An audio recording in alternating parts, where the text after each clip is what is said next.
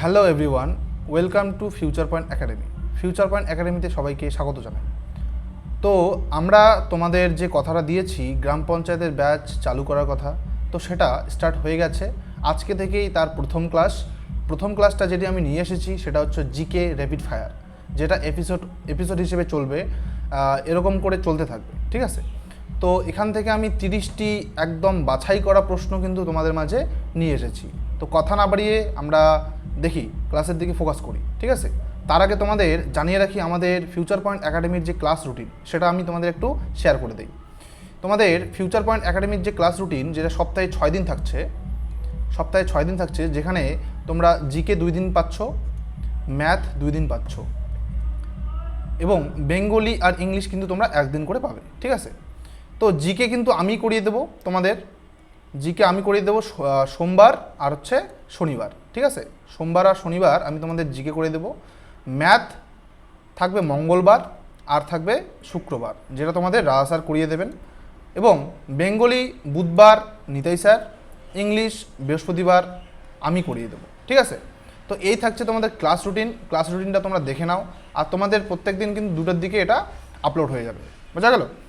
তো কথা না বাড়িয়ে ক্লাসের দিকে ফোকাস করি। দেখো, প্রথম প্রশ্ন কি বলেছে, ভারতের সংবিধানের কোন অনুচ্ছেদে সমতার অধিকার, রাইট টু ইকুয়ালিটি, যেটাকে আমরা বলি রাইট টু ইকুয়ালিটি, বর্ণিত হয়েছে? তো অপশান এ বলেছে অনুচ্ছেদ 12 থেকে 13, অপশান বি বলছে অনুচ্ছেদ 14 থেকে 18, সি বলছে অনুচ্ছেদ 19 থেকে 22, আর ডি বলছে কি অনুচ্ছেদ 21 থেকে 24। তাহলে এটার অ্যান্সার কি হয়ে যাবে? এটার অ্যান্সার হবে অনুচ্ছেদ 14 থেকে 18, অনুচ্ছেদ 14 থেকে 18। এবার আমরা যদি প্রত্যেকটা অনুচ্ছেদ যদি আমরা ধরি, প্রত্যেকটা অনুচ্ছেদ 14তে কী বলেছে, 15তে কী বলেছে, 16তে কী বলেছে, 17তে কী বলেছে এবং 18তে কী বলেছে। তোমরা প্রত্যেকেই জানো 14তে কী বলেছে, আইনের চোখে সবাই সমান, মানে সমতার অধিকার কিন্তু এখানেই বলা হয়েছে 14তে, ঠিক আছে? আর 15তে কী বলা হয়েছে, 15তে বলা হয়েছে কারোর মধ্যে ভেদাভেদ বৈষম্য এসব কিছু থাকবে না, ধর্ম বর্ণ জাতি এসব নির্বিশেষে, ঠিক আছে?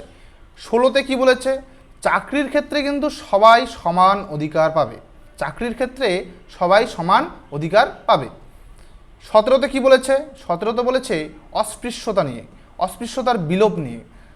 ধরো কোনো দরিদ্র লোক বা কোনো নিম্নজাতের লোক কোনো মন্দিরে উঠতে যাচ্ছে, হ্যাঁ, তাকে যদি বাধা দেওয়া হয় সেক্ষেত্রে কিন্তু আর্টিকেল 17 কিন্তু কার্যকর হয়ে যাবে।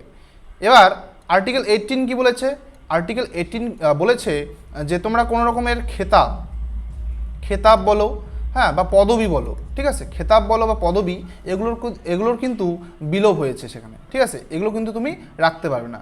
যেমন ধরো রাজা রামমোহন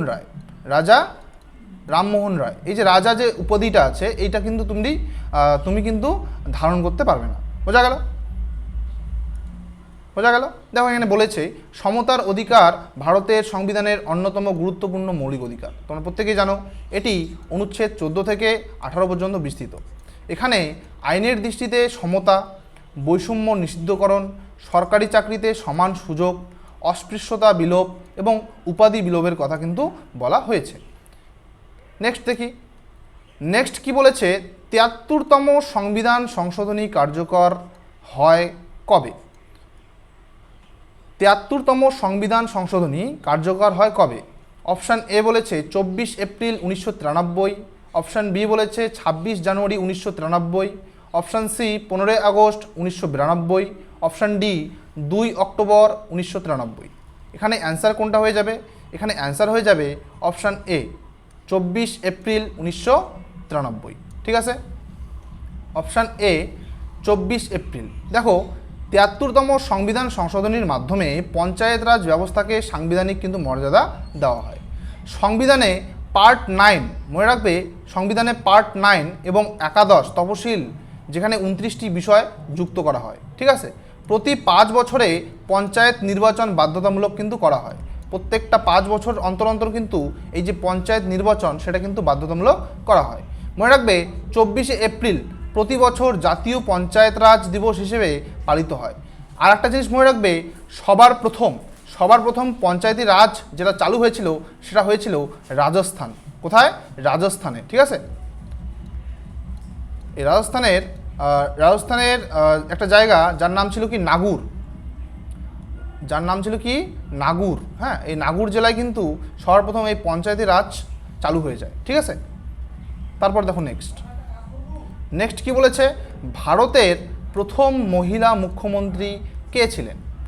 তোমরা জানো প্রথম মহিলা মুখ্যমন্ত্রী এটা কিন্তু ভারতের বলেছে, তার মানে যে কোনো স্টেটের হতে পারে, তাই তো? যে কোনো স্টেটের হতে পারে, কিন্তু সর্বোপরি ভারতের বলেছে।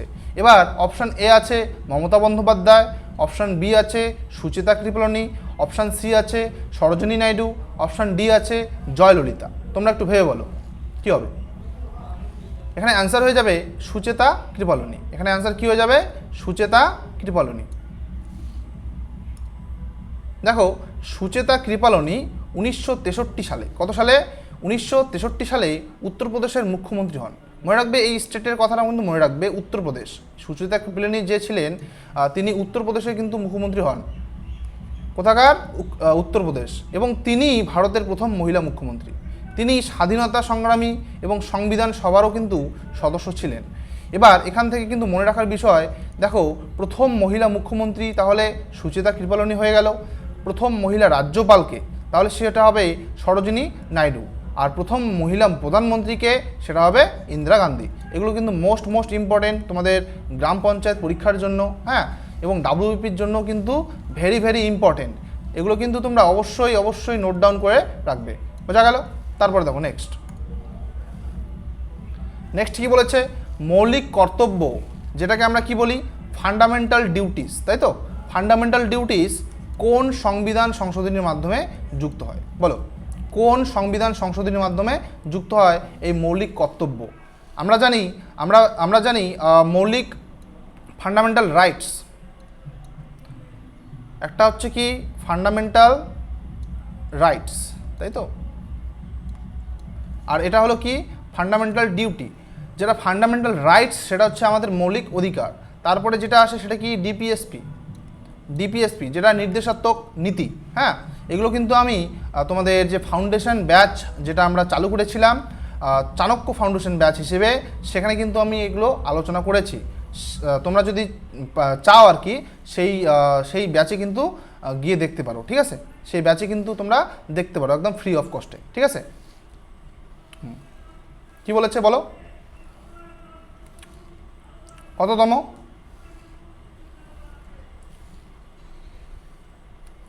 দেখো এখানে অপশান এ 42তম কিন্তু হবে রাইট অ্যান্সার। ঠিক আছে, 42তম হবে রাইট অ্যান্সার। দেখো 1976 সালে 42তম সংবিধান সংশোধনীর মাধ্যমে মৌলিক কর্তব্য সংবিধানে কিন্তু যুক্ত হয়। এটি সংবিধানের অনুচ্ছেদে 51A যেটাকে আমরা 51A বলি সেখানে কিন্তু রয়েছে। বর্তমানে মনে রাখবে মোট 11টি, কতটি? 11টি মৌলিক কর্তব্য কিন্তু রয়েছে। আগে ছিল 10টি, আগে মৌলিক কর্তব্য ছিল 10টি, পরে কিন্তু একটি যোগ হয়। হ্যাঁ, এই একটি যোগ হয়ে কিন্তু 11টি বর্তমান মৌলিক কর্তব্য রয়েছে। তারপরে দেখো নেক্সট কি বলেছে, তারপর বলেছে দেখো ভারতের নিয়ন্ত্রক ও মহা হিসাব নিরীক্ষক যেটাকে আমরা ক্যাগ বলি, তাই তো? ক্যাগ এর উল্লেখ কোন অনুচ্ছেদে রয়েছে? বলো, ক্যাগের উল্লেখ কোন অনুচ্ছেদে রয়েছে? এটা অপশান হয়ে যাবে এ। দেখো 148 নম্বর আর্টিকেল 148 আর্টিকেলে কিন্তু আমরা এই ক্যাগের বিষয়ে কিন্তু আমরা আলোচনা করেছি। ঠিক আছে, যারা তোমরা ফাউন্ডেশন ক্লাস করোনি তারা কিন্তু অবশ্যই ফাউন্ডেশন ক্লাস করবে। এখান থেকে কিন্তু তোমরা সম্পূর্ণ তথ্য পেয়ে যাবে। বোঝা গেল? দেখো এখানে কি বলেছে, ক্যাগ ভারতের সরকারি আয় ব্যয়ের নিরীক্ষা করেন।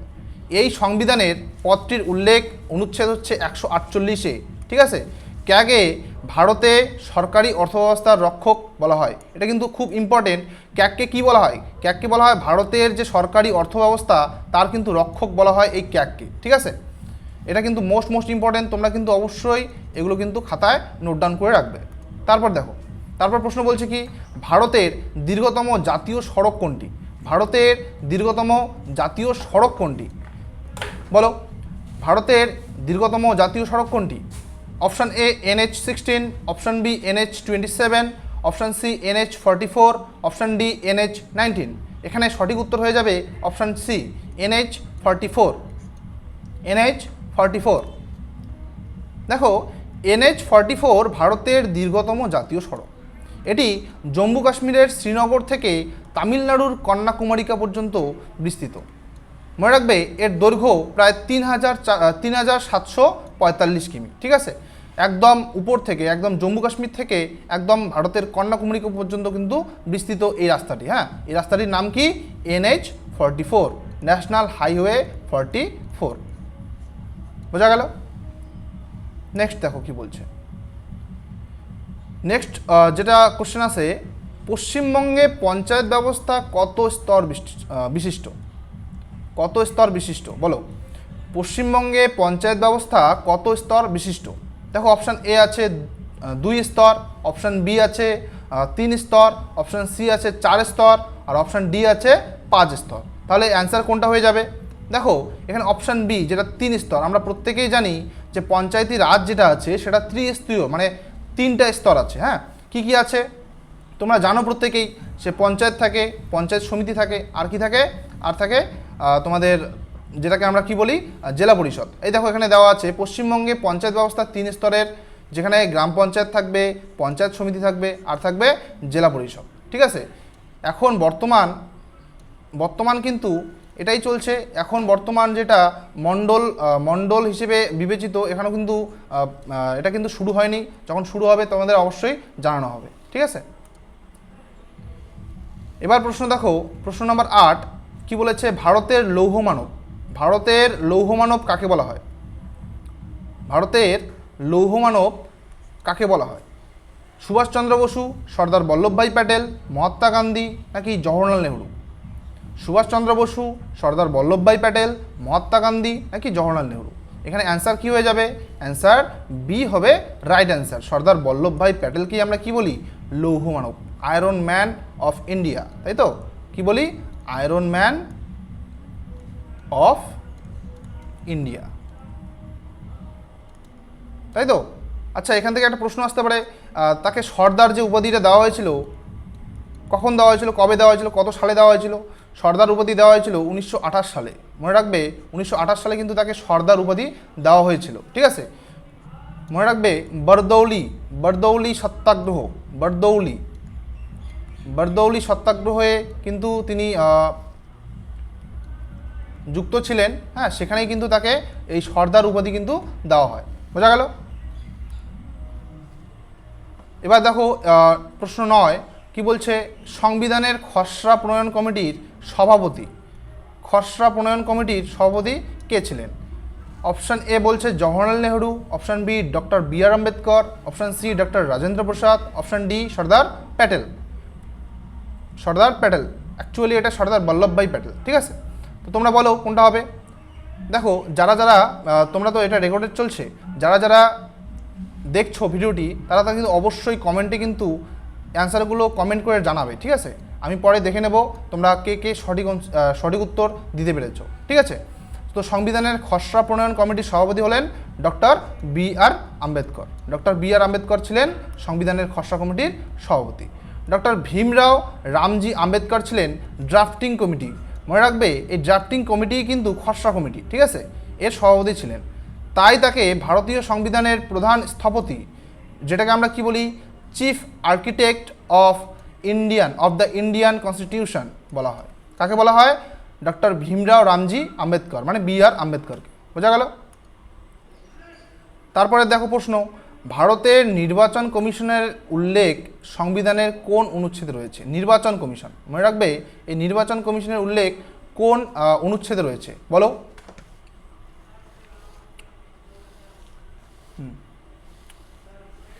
বলো। দেখো প্রথমে কি বলেছে? 280, তাই তো? তারপরে 324, তারপরে 356, তারপরে 368। আমরা কিন্তু যদি আমরা অপশান না জানি তাহলে কিন্তু আমরা এলিমিনেট করে দিতেই পারি। ঠিক আছে, 356 তোমরা জানো জাতীয় অবস্থা, জাতীয় জরুরি অবস্থা। ঠিক আছে, 368 তোমরা জানো সংবিধান সংশোধনী, তাহলে এ দুটো হবেই না। এ দুটো হবেই না। 280 কিন্তু নির্বাচন কমিশনের কথা কিন্তু বলে না, ঠিক আছে? তাহলে সঠিক উত্তর হয়ে যাবে কি 324 হবে রাইট অ্যান্সার। বোঝা গেল? এভাবে কিন্তু তোমরা অপশান এলিমিনেট করে কিন্তু অ্যান্সার করতে পারো, ঠিক আছে? দেখো সংবিধানের এক সেকেন্ড কি বলছে দেখো, সংবিধানের অনুচ্ছেদের 324-এ নির্বাচন কমিশনের ক্ষমতা ও দায়িত্বের কথা কিন্তু বলা হয়েছে। এখানে লোকসভা, রাজ্যসভা, বিধানসভা এবং রাষ্ট্রপতি ও উপরাষ্ট্রপতি নির্বাচনের দায়িত্ব নির্বাচন কমিশনের উপর কিন্তু ন্যস্ত। এই যে লোকসভা, রাজ্যসভা, বিধানসভা থেকে শুরু করে রাষ্ট্রপতি, উপরাষ্ট্রপতি যে নির্বাচন হবে সব কিছু কিন্তু নির্বাচন কমিশনের উপর দায়িত্ব আর কি, ঠিক আছে, দায়বদ্ধ থাকে।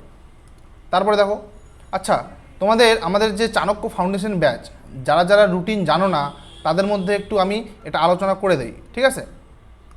দেখো তোমরা রেকর্ডেড ক্লাস পাবে কি, রেকর্ডেড ক্লাস পাবে তোমরা কারেন্ট অ্যাফেয়ার্স, যেটা তোমাদের আমি করিয়ে দেবো, সেটা উইকলি থাকবে আর মান্থলি থাকবে। উইকলি আর মান্থলি কারেন্ট অ্যাফেয়ার্স থাকবে এবং সকাল 9টার দিকে তোমরা রিজনিং পেয়ে যাচ্ছ কার কাছে, নিতাই স্যারের কাছ থেকে, ঠিক আছে? এবং সন্ধ্যা 7টার দিকে আবার জিকে আমি নিয়ে আসবো, জিকে ক্লাস তোমাদের দুর্দান্ত করাবো, চাপ নেই। তোমাদের কোনো সমস্যা থাকলে অবশ্যই আমাকে শেয়ার করবে। এবং ম্যাথ ক্লাস কিন্তু তোমাদের রাজা স্যার কিন্তু দুর্দান্ত করাচ্ছেন, ঠিক আছে? এই ক্লাসটাও কিন্তু কোনোদিনও মিস করবে না। তারপরে প্রশ্ন কি বলছে দেখো, ভারতের সংবিধানের কোন অনুচ্ছেদে জীবন, ভালো করে প্রশ্ন পড়বে, জীবন ও ব্যক্তি স্বাধীনতার অধিকার বর্ণিত হয়েছে? বলো, ভারতের সংবিধানের কোন অনুচ্ছেদে জীবন ও ব্যক্তি স্বাধীনতার অধিকার বর্ণিত হয়েছে? এখানে অপশান এ আছে কি অনুচ্ছেদ 19 মানে আর্টিকেল 19, আর্টিকেল 20, আর্টিকেল 21, আর্টিকেল 22। বলো কোনটা অ্যান্সার হয়ে যাবে? এখানে অ্যান্সার হয়ে যাবে অনুচ্ছেদ 21, আর্টিকেল 21, ঠিক আছে? আর্টিকেল 21 হয়ে যাবে অ্যান্সার। দেখো কি বলেছে, অনুচ্ছেদ 21 অনুযায়ী আইন দ্বারা প্রতিষ্ঠিত পদ্ধতি ছাড়া কোনো ব্যক্তির জীবন বা ব্যক্তি স্বাধীনতা কেড়ে নেওয়া যায় না। এগুলো কিন্তু খুব ইম্পর্টেন্ট, এগুলো কিন্তু মনে রাখবে। হ্যাঁ, সুপ্রিম কোর্টের বিভিন্ন রায়ে এই অধিকারের পরিধি বৃদ্ধি পেয়েছে। এই যে অধিকারটা আছে আর্টিকেল 21-এ যে অধিকারের কথা বলা হয়েছে, সেটা কিন্তু দিন দিন সুপ্রিম কোর্টের বিভিন্ন রায়ের মধ্যে সেটা কিন্তু বৃদ্ধি পাচ্ছে। হ্যাঁ, মনে রাখবে, বর্তমানে শিক্ষা, স্বাস্থ্যকর পরিবেশ ও মর্যাদার সঙ্গে বেঁচে থাকার অধিকারও এর অন্তর্ভুক্ত বলে ধরা হয়, ঠিক আছে? তারপরে যে প্রশ্নটা আসছে সেটা কি, ভারতের প্রথম উপরাষ্ট্রপতি কে ছিলেন? এটা তো সবাই পারবে। ভারতের প্রথম উপরাষ্ট্রপতি কে ছিলেন? ডক্টর সর্বপল্লী রাধাকৃষ্ণন, ডক্টর জাকির হোসেন, ভিভি গিরি নাকি বিডি জাট্টি, ঠিক আছে? তো অ্যান্সার কী হয়ে যাবে? অ্যান্সার হয়ে যাবে ডক্টর সর্বপল্লী রাধাকৃষ্ণন। কী হয়ে যাবে? ডক্টর সর্বপল্লী রাধাকৃষ্ণন। এরপরে দেখো, দামোদর নদীর উৎস কোথায়? দামোদর নদীর উৎস কোথায়? অপশান এ বলছে কি ছোটনাগপুর মালভূমি, বি বলছে কি অমরকণ্টক মালভূমি, সি বলছে হিমালয়, আর ডি বলছে কি আরাবল্লী পর্বতমালা, ঠিক আছে? আমরা কিন্তু অপশান দেখেই কিন্তু এটাকেও কিন্তু আমরা এলিমিনেট করে দিতে পারি, ঠিক আছে? দেখো অমরকণ্টক যে আছে, অমরকণ্টক আমরা জানি নর্মদা নদীর উৎপত্তি কিন্তু অমরকণ্টক থেকে, এটা অপশান হবে না। হিমালয় কিন্তু হবে না, হিমালয় তো অনেক দূর, তাই তো? দামোদর যেটা আছে, দামোদর তো আমাদের পশ্চিমবঙ্গের নদী, তাই তো? দামোদরকে কি বলা হয় বলো তো? দামোদরকে বলা হয় বাংলার দুঃখ, যেটাকে আমরা ইংরেজিতে কি বলি? সরো অফ বেঙ্গল, তাই তো? সরো অফ বেঙ্গল কিন্তু বলি, যেটাকে আমরা কি বলি? বাংলার দুঃখ। এবার তোমাদের মাঝে একটা প্রশ্ন থাকবে, বলো তোমরা সরো অফ বিহার কাকে বলা হয়? সরো অফ বিহার কোন নদীকে বলা হয়? এটা কিন্তু তোমরা অবশ্যই কমেন্টে জানাবে, ঠিক আছে? তাহলে অমরকণ্টক হবে না, হিমালয় হবে না, আরাবল্লী কিন্তু হবে না, ঠিক আছে? তাহলে অ্যান্সার হয়ে যাবে কি ছোটনাগপুর মালভূমি। অ্যান্সার কি হয়ে যাবে? ছোটনাগপুর মালভূমি। দেখো দামোদর নদীর উৎপত্তি ঝাড়খণ্ডের ছোটনাগপুর মালভূমিতে। কোথায়? ঝাড়খণ্ডের ছোটনাগপুর মালভূমিকে। এক সময় ভয়াবহ বন্যার কারণে একে বাংলার দুঃখ, যেটা তোমাদের আমি একটু বললাম, সরো অফ বেঙ্গল যেটাকে বলি, বাংলার দুঃখ বলা হতো। বর্তমানে দামোদর ভ্যালি কর্পোরেশন, তোমরা প্রত্যেকে জানো ডিভিসি, তাই তো? দামোদর ভ্যালি কর্পোরেশনের বাঁধগুলির কারণে বন্যা অনেকটাই কিন্তু নিয়ন্ত্রিত হয়েছে। এই যে দামোদর নদীর যে বন্যা, এই জন্যই কিন্তু এই ডিভিসি প্ল্যান করা হয়েছিল, ঠিক আছে। তারপর দেখো, তারপর কি বলছে, সংবিধানের একাদশ তফসিলে 11th শিডিউল, 11th শিডিউলে মোট কয়টি বিষয় রয়েছে বলো? 11th শিডিউলে মোট কয়টি বিষয় রয়েছে বলো? আমি তোমাদের কিন্তু এই ক্লাসটা করিয়েছি, এই ক্লাসটি তোমাদের ফাউন্ডেশন যে ব্যাচ আছে সেখানে কিন্তু আমি করিয়েছি, ঠিক আছে। তোমরা যারা ফাউন্ডেশন এখন দেখোনি তারা অবশ্যই কিন্তু ফাউন্ডেশন ক্লাসটা কিন্তু অবশ্যই দেখবে। দেখো, অপশান এ বলছে কি 27, অপশান বি বলছে 29, অপশান সি কি 30, আর অপশান ডি হচ্ছে 32। এখানে অ্যান্সার হয়ে যাবে অপশান বি। অ্যান্সার কী হয়ে যাবে? Option B. দেখো, 73তম সংবিধান সংশোধনীর মাধ্যমে একাদশ তফসিল যুক্ত হয়। এই যে 11th যে শিডিউলটা আছে সেটা কিন্তু এই 73তম সংবিধান সংশোধনীর মাধ্যমে কিন্তু যুক্ত হয়ে যায়। এখানে 29টি বিষয়, কয়টি বিষয়? 29টি বিষয় পঞ্চায়েতের অধীনে কিন্তু দেওয়া হয়েছে, যেখানে কৃষি, সেচ, পশুপালন, গ্রামীণ রাস্তা, পানীয় জল ইত্যাদি সম্পর্কে কিন্তু আলোচনা করা হয়েছে, ঠিক আছে। তারপরে দেখো, ভারতের প্রথম লোকসভার স্পিকার কে ছিলেন? ভারতের প্রথম লোকসভার স্পিকার কে ছিলেন? জি.ভি. মাভলাঙ্কার, বলরাম জাখর, নীলম সবজিব রেড্ডি, আর হচ্ছে M.A. আয়াঙ্গার। তাহলে অ্যান্সার কোনটা হয়ে যাবে বলো? এখানে অ্যান্সার হয়ে যাবে জি.ভি. মাভলাঙ্কার, জি.ভি. মাভলাঙ্কার, ঠিক আছে, জি.ভি. মাভলাঙ্কার। দেখো, জি.ভি. মাভলাঙ্কার এর পুরো নাম কি? গণেশ বাসুদেব মাভলাঙ্কার, গণেশ বাসুদেব মাভলাঙ্কার। ইনি ছিলেন স্বাধীন ভারতের প্রথম লোকসভার স্পিকার, ঠিক আছে। ইনি কে ছিলেন? স্বাধীন ভারতের প্রথম লোকসভার স্পিকার। তাকে ফাদার অফ লোকসভা বলেও কিন্তু অভিহিত করা হয়। মনে রাখবে, এটা খুব খুব ইম্পর্টেন্ট। ফাদার অফ লোকসভা কাকে বলা হয়? যদি কখনো বলা হয় ফাদার অফ লোকসভা কাকে বলা হয়, তাহলে সেটা কি হয়ে যাবে? জি.ভি. মাভলাঙ্কার, ঠিক আছে। Next, RBI. তোমরা প্রত্যেকেই জানো RBI, Reserve Bank of India, জাতীয়করণ করা হয় কবে বলো? জাতীয়করণ করা হয় কবে? আরবিআই জাতীয়করণ করা হয় কত সালে? 1947, 1948, 1949, 1950। অ্যান্সার কী হয়ে যাবে? 1947, 1948, 1949, 1950। তাহলে অ্যান্সার কী হয়ে যাবে? অ্যান্সার হয়ে যাবে 1949 সালে। অ্যান্সার কী হয়ে যাবে? 1949 সালে, ঠিক আছে। দেখো, আরবিআই যেটা আছে, এক সেকেন্ড,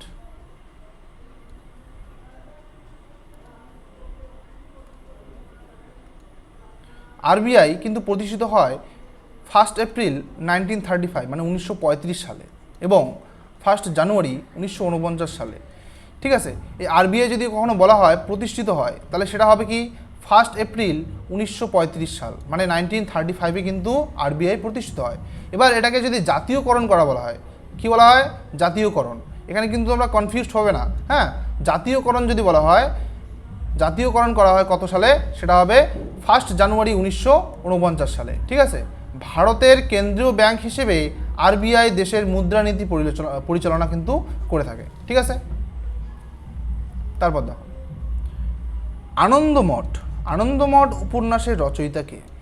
প্রত্যেকেই কমেন্টে জানাও, আনন্দমঠ উপন্যাসের রচয়িতা কে? রবীন্দ্রনাথ ঠাকুর, বঙ্কিমচন্দ্র চট্টোপাধ্যায়, শরৎচন্দ্র চট্টোপাধ্যায়, নাকি বিভূতিভূষণ বন্দ্যোপাধ্যায়? অ্যান্সার কী হয়ে যাবে? অ্যান্সার হবে বঙ্কিমচন্দ্র চট্টোপাধ্যায়, তাই তো, বঙ্কিমচন্দ্র চট্টোপাধ্যায়। মনে রাখবে, আনন্দমঠ উপন্যাসটি 1882 সালে, মনে রাখবে 1882 সালে কিন্তু প্রকাশিত হয়। এই উপন্যাস থেকেই বন্দে মাতরম গানটি নেওয়া হয়েছে, যা ভারতের জাতীয় গান হিসেবে কিন্তু স্বীকৃত, ঠিক আছে। তাহলে আমাদের ভারতের জাতীয় সঙ্গীত জনগণমন, তাই তো, জনগণমন যেটা আছে সেটা কিন্তু সেটা কি? সেটা হচ্ছে আমাদের জাতীয় সঙ্গীত, হ্যাঁ। আর যদি জাতীয় গান বলা হয় কখনো, সেটা হবে বন্দে মাতরম। সেটা কত সালে? 1882 সালে, এটা কিন্তু মনে রাখবে। আর জনগণ যেটা লিখেছেন তিনি কে? তিনি আমাদের রবীন্দ্রনাথ ঠাকুর, তাই তো? রবীন্দ্রনাথ ঠাকুর। নেক্সট দেখো, বলো বর্তমানে ভারতীয় সংবিধানে মোট কয়টি মৌলিক কর্তব্য রয়েছে? আমি একটু আগে এটা আলোচনা করে দিলাম, মৌলিক কর্তব্য যেটাকে আমরা ইংরেজিতে কী বলি? Fundamental duty. আমাদের ডিউটি কতগুলো আছে বর্তমান? এখানে বর্তমান বলেছে, তাই তো? বর্তমান কি হয়ে যাবে? বর্তমান দেখলেই 11টা হয়ে যাবে। আগে ছিল কয়টি? আগে ছিল 10টি, কিন্তু বর্তমান 11টি। ঠিক আছে, দেখো 42তম সংশোধনীর মাধ্যমে প্রথমে 10টি মৌলিক কর্তব্য কিন্তু যুক্ত হয়েছিল। ঠিক আছে, পরে 86তম সংবিধান সংশোধনী, যেটা 2002 সালে হয়েছিল, এর মাধ্যমে আরও একটি কর্তব্য কিন্তু যোগ করা হয়। বর্তমানে মোট 11টি মৌলিক কর্তব্য রয়েছে। ঠিক আছে, তারপরে প্রশ্ন দেখো, পশ্চিমবঙ্গের আয়তনের দিক থেকে বৃহত্তম জেলা কোনটি? বৃহত্তম জেলা দক্ষিণ 24 পরগনা, পুরুলিয়া, পশ্চিম মেদিনীপুর নাকি বাঁকুড়া? অ্যান্সার হয়ে যাবে কি? দক্ষিণ 24 পরগনা। কী হয়ে যাবে? দক্ষিণ 24 পরগনা। এবার তোমরা বলো সবথেকে ক্ষুদ্রতম জেলা কোনটি? ক্ষুদ্রতম জেলা কোনটি তোমরা একটা কমেন্টে অবশ্যই কিন্তু জানাবে। বোঝা গেল? তারপর দেখো, ভারতের সংবিধানের কোন অনুচ্ছেদে রাষ্ট্রপতির শাসন বা প্রেসিডেন্টস রুল এর বিধান রয়েছে? রাষ্ট্রপতির শাসন বলো। 352, 356, 360, 365, কোনটা হবে?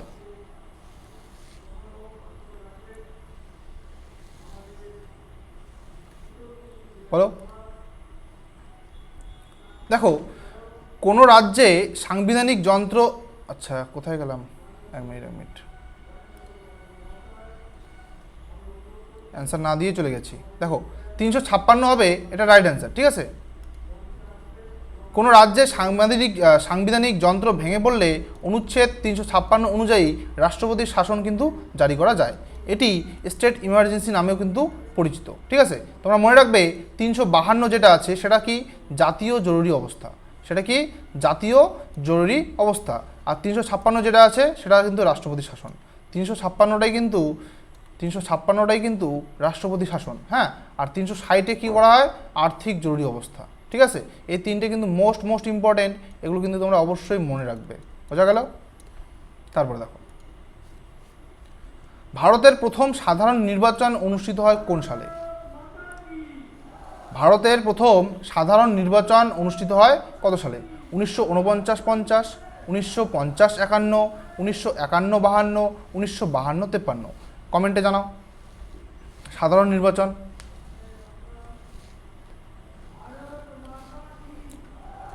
এখানে অপশান কী হয়ে যাবে? Option C. ঠিক আছে, 1951,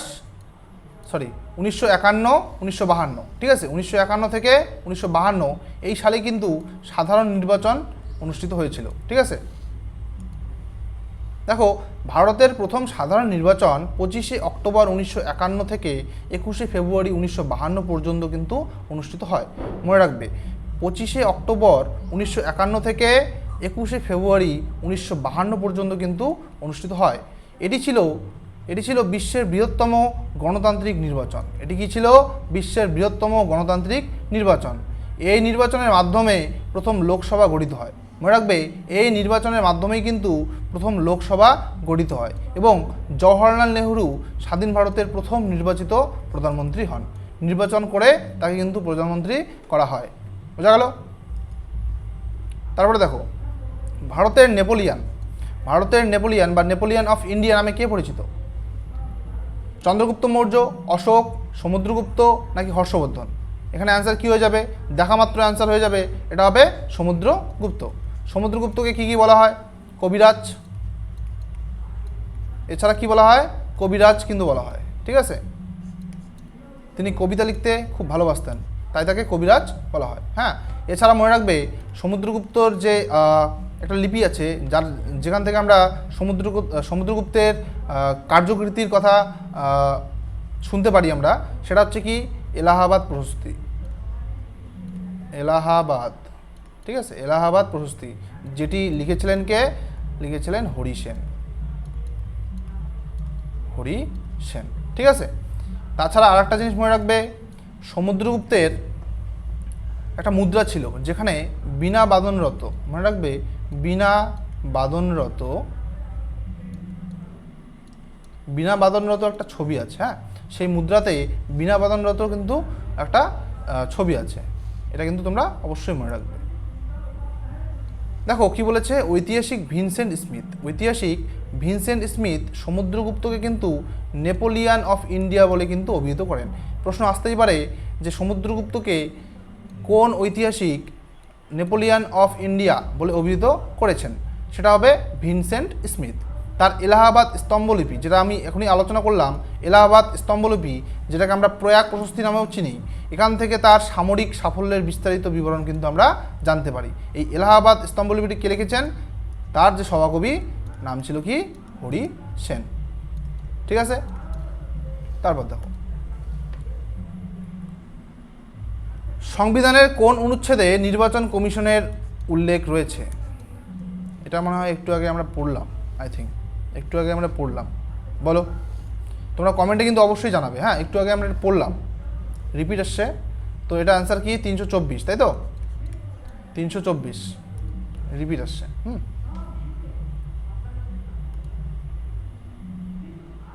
এবার বলো, পশ্চিমবঙ্গের কোন জাতীয় উদ্যানটি এক শৃঙ্গ গন্ডারের জন্য বিখ্যাত, এক শৃঙ্গ গন্ডারের জন্য। হ্যাঁ, এক শৃঙ্গ গন্ডারের জন্য বিখ্যাত কোন জাতীয় উদ্যানটি পশ্চিমবঙ্গে, সুন্দরবন, গরুমারা জাতীয় উদ্যান, নাকি জলদাপাড়া জাতীয় উদ্যান, নাকি বক্সা জাতীয় উদ্যান।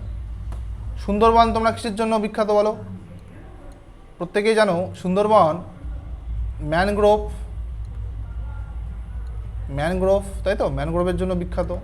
এছাড়া সুন্দরবনে কি রয়েছে, রয়্যাল বেঙ্গল টাইগার, তাই তো, রয়্যাল বেঙ্গল টাইগার। ঠিক আছে, বলো এক শৃঙ্গ গন্ডারের জন্য বিখ্যাত কোনটি, সেটা হবে কি জলদাপাড়া অভয়ারণ্য বা জলদাপাড়া জাতীয় উদ্যান। ঠিক আছে, দেখো আলিপুরদুয়ার জেলায় অবস্থিত জলদাপাড়া জাতীয় উদ্যান ভারতীয় একশৃঙ্গ গন্ডারের জন্য কিন্তু বিখ্যাত। কোথায় অবস্থিত, আলিপুরদুয়ার জেলায় অবস্থিত জলদাপাড়া জাতীয় উদ্যানটা কিন্তু ভারতীয় একশৃঙ্গ গন্ডারের জন্য বিখ্যাত। এখানে কি কি রয়েছে এছাড়াও, হাতি, গৌড়, হরিণ, হ্যাঁ, বিভিন্ন প্রজাতির পাখি, এগুলো কিন্তু রয়েছে। এবার দেখো কি বলেছে, ভারতীয় সংবিধানের 44তম সংশোধনী যেটা 1978 সালে হয়েছিল, এর প্রধান উদ্দেশ্য কী ছিল। অপশান এ মৌলিক কর্তব্য সংযোজন, পঞ্চায়েত রাজ ব্যবস্থা চালু, জরুরি অবস্থার কিছু ক্ষমতা সীমিত করা, নাকি ভোটদানের বয়স 18 বছর করা। বলো 1978 দেখো ভোটদানের যে বয়সটা 18 করেছিল সেটা কত, 61তম সংবিধান সংশোধনীর মাধ্যমে, 61তম। ঠিক আছে, এখানে কিন্তু আগে বয়স ছিল কত, আগে বয়স ছিল 21 বছরে কিন্তু ভোটদানের একটা ব্যাপার ছিল, সেখান থেকে কিন্তু 18 করা হয়েছিল। ঠিক আছে, তাহলে এটা তো হবেই না। তারপরে যে তিনটে অপশন আছে সেগুলোর মধ্যে বলো বলো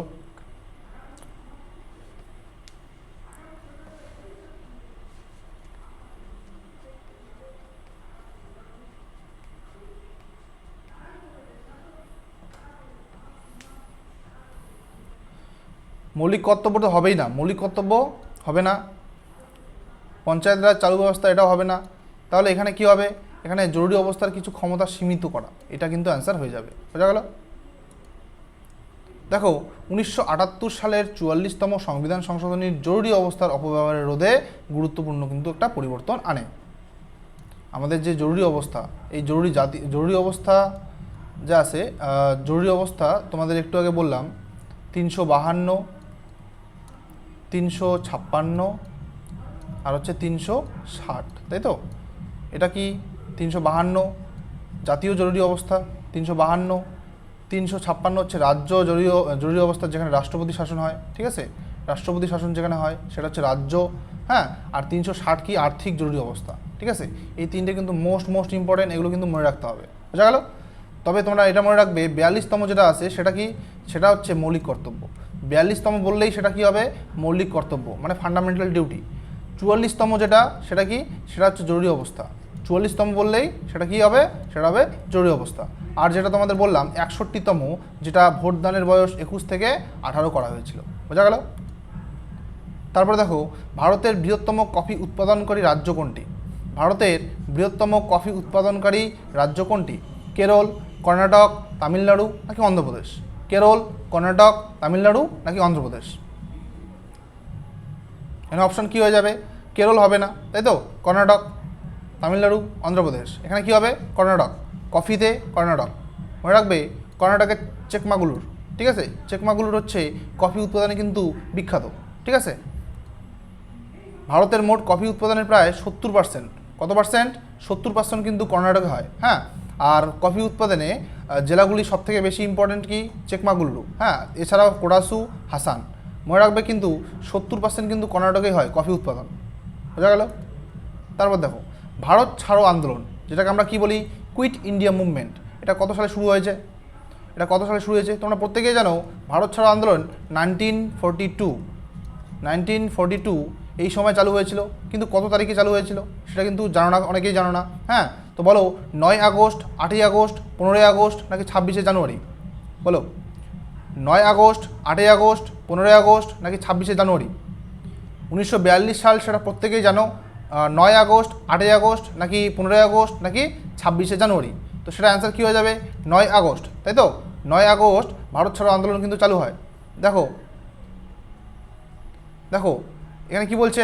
8ই আগস্ট 1942-এ বোম্বের গোয়ালিয়ালা, কি বলছে? গোয়ালিয়ালা ট্যাঙ্ক ময়দানে প্রস্তাবটা কিন্তু গৃহীত হয় এবং 9 আগস্ট থেকে কিন্তু আন্দোলনটা শুরু হয়, ঠিক আছে? 8 আগস্ট কিন্তু কখনোই হবে না। 8 আগস্ট কী হয়? প্রস্তাবটা গৃহীত হয়, কিন্তু 9 আগস্ট প্রস্তাবটা কী হয়? চালু হয়ে যায়, মানে আন্দোলনটা চালু হয়ে যায়। বোঝা গেল? আর মহাত্মা গান্ধীর বিখ্যাত আহ্বান কী ছিল তোমরা জানো? করো বা মরো, ডু অর ডাই। এই আন্দোলনেই কিন্তু বলেছিল, ভারত ছাড়ো আন্দোলনেই কিন্তু বলেছিল ডু অর ডাই, করবো অথবা মরবো, তাই তো? করো অথবা মরো। তারপর দেখো, ভারতের প্রথম ভারতরত্ন সম্মানপ্রাপ্তদের মধ্যে কে ছিলেন? ভারতরত্ন সবার প্রথমে কে পেয়েছিলেন? ভারতের মধ্যে প্রথম ভারতরত্ন, তোমরা জানো প্রত্যেকেই, ভারতরত্ন আমাদের ভারতের সবথেকে কি অসামরিক, সর্বোচ্চ অসামরিক সম্মান, অসামরিক সম্মান এই ভারতরত্ন। সেটা প্রথমে কে পেয়েছিল? সেটা পেয়েছিল সি রাজাগোপালাচারী। এখানকার যে অপশান আছে, অপশানগুলোর একটাও না, অপশান বি হয়ে যাবে রাইট অ্যান্সার, ঠিক আছে? ডক্টর বি আর আম্বেদকর ছিল না, ইন্দিরা গান্ধী ছিল না, সুভাষচন্দ্র বসু ছিল না, ঠিক আছে?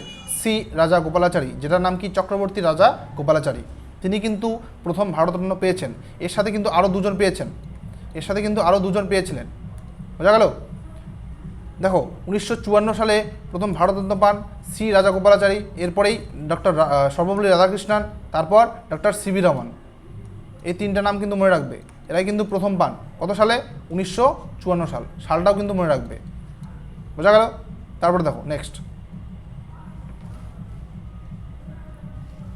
গ্রাম পঞ্চায়েতের নির্বাচিত প্রধানকে কি বলা হয়? এটা প্রত্যেকেই জানো, গ্রাম পঞ্চায়েতের নির্বাচিত যে প্রধান থাকে তাকে কি বলা হতে পারে? তাকে কি বলা হয়? তাকে প্রধান বলা হয়। তারপর দেখো, আচ্ছা, পশ্চিমবঙ্গের গ্রাম পঞ্চায়েতের নির্বাচিত প্রধানকে প্রধান বলা হয়, প্রত্যেকেই জানো। তার যে সহকারী থাকবে সে উপপ্রধান থাকবে। পঞ্চায়েত সমিতির প্রধানকে সভাধিপতি, আর জেলা পরিষদের প্রধানকে সভাধিপতি। প্রধানও কিন্তু সভাধিপতি নামে পরিচিত, মানে সভাপতি বা সভাধিপতি বলা হতে পারে। বোঝা গেল? তারপরে দেখো লাস্ট কোশ্চেন, আজকে আমাদের এটা লাস্ট কোশ্চেন। পশ্চিমবঙ্গের রাঢ় অঞ্চল প্রধানত কোন ধরনের মাটির জন্য পরিচিত? রাঢ় অঞ্চল, তোমরা প্রত্যেকেই জানো রাঢ় অঞ্চলটা কি? পশ্চিমবঙ্গের রাঢ় অঞ্চল প্রধানত কোন ধরনের মাটির জন্য পরিচিত? অপশান এ পলি মাটি, অপশান বি ল্যাটেরাইট মাটি, অপশান সি কালো মাটি, অপশান ডি লাল ও ল্যাটেরাইট মাটি। এখানে অপশান কোনটা হবে বলো? এখানে অপশান হয়ে যাবে লাল ও ল্যাটেরাইট মাটি, ঠিক আছে? এই লাল আর ল্যাটেরাইট মাটি কিন্তু পশ্চিমবঙ্গের রাঢ় অঞ্চল প্রধানত এখানেই কিন্তু দেখা যায়। রাঢ় অঞ্চলে কিন্তু এই লাল ও ল্যাটেরাইট মাটি কিন্তু দেখা যায়। তো আজকের ক্লাস এটুকুই ছিল, হ্যাঁ। দেখা হচ্ছে তোমাদের সাথে নেক্সট ক্লাসে। ততক্ষণের জন্য ভালো থাকবে, সুস্থ থাকবে, হ্যাঁ। এবং এই যদি তোমরা এই ক্লাসে মানে তোমাদের যদি ফিউচার পয়েন্ট একাডেমিতে যদি নতুন হয়ে থাকো তাহলে অবশ্যই চ্যানেলটিকে সাবস্ক্রাইব করে রাখবে। Thank you.